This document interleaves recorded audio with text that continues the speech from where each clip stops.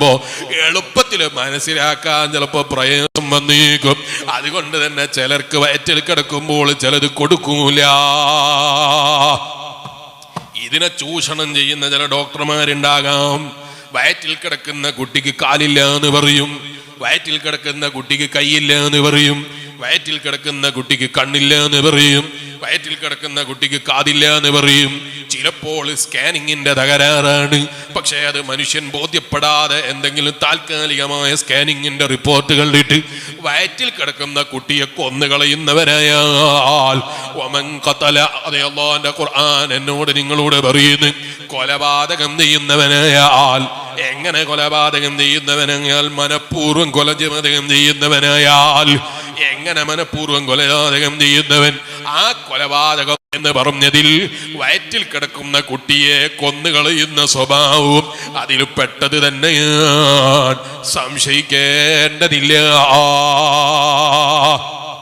മുസ്ലിയാരെ, വയറ്റിൽ കിടക്കുന്ന കുട്ടിക്ക് കാലില്ലാത്തത് കൊണ്ടല്ലേ കൊന്നുകളഞ്ഞാൽ കാലുണ്ടാകുമോ?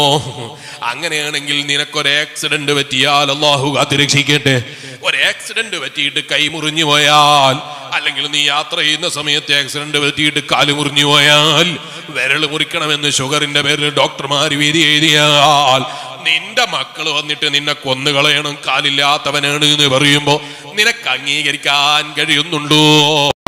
ഇതുപോലെ വയറ്റിന്റെ ഉള്ളിൽ കിടക്കുന്ന കുട്ടികളോട് ആക്രമണം ചെയ്യുന്ന വിവരദോഷികളായി നമ്മൾ മാറിക്കൂടാ. കയ്യും കാലും അങ്ങനെ അവയവങ്ങൾക്കൊക്കെ പരിപൂർണത ഉണ്ടാകലാണ് ഒരു മനുഷ്യന്റെ പരിപൂർണത എന്ന് നിങ്ങൾ തെറ്റിദ്ധരിച്ചേക്കരുത്. മനുഷ്യൻ പരിപൂർണനാകേണ്ടത് കൈകാലുകളെ കൊണ്ടല്ല. കൈകാലുകൾ മനുഷ്യൻ ഉണ്ടാകേണ്ട അവയവമാണ്. അതില്ലെങ്കിലും മനുഷ്യന്റെ ബ്രെയിനുകൾ കൊണ്ട് ലോകത്തെ നിയന്ത്രിക്കാൻ കഴിയും. അതിന് കൈകാലുകൾ വേണമെന്നില്ല. കൈകാലുകളില്ലാതെ ഇപ്പം വലിയ മോട്ടിവേഷൻ നടത്തുന്ന ആളുകളെ നിങ്ങൾ കണ്ടിട്ടില്ലേ? അവർക്ക് സ്വന്തത്തിൽ കാലും ഇല്ല, കയ്യും ഇല്ല, രണ്ട് കാലും ഇല്ല, രണ്ട് കയ്യും ഇല്ല. ലോകത്ത് വളരെ പ്രസിദ്ധിയാർജിച്ച ഒരാളുണ്ട്, പേര് ഞാൻ പറയുന്നില്ല.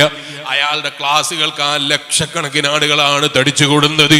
എത്രയാണ് അയാൾക്ക് ഫീസ് കൊടുക്കാൻ ആരും മടി കാണിക്കുന്നില്ലല്ലോ. എന്തേ കാരണം? അയാൾക്ക് കൈയില്ലാത്തത് കൊണ്ടല്ല, മോട്ടിവേഷൻ ക്ലാസിന്റെ അയാളുടെ ഫലമാണ്, അയാളെ കഴിവാണ്. അങ്ങനെ ചിലപ്പോൾ അല്ലാഹു കയ്യും കാലും കൊടുക്കാതെ ഒരാൾക്ക് വളർച്ച കൊടുക്കാൻ തീരുമാനിച്ചാൽ അവിടെ നമ്മൾ ഒരിക്കലും വാശി പിടിക്കുന്നവരായി കൂടാ. ചില ആളുകൾ ഡോക്ടർമാർ വിധി പറയുമ്പോഴേക്ക് കുട്ടികളെ കൊന്നുകൾ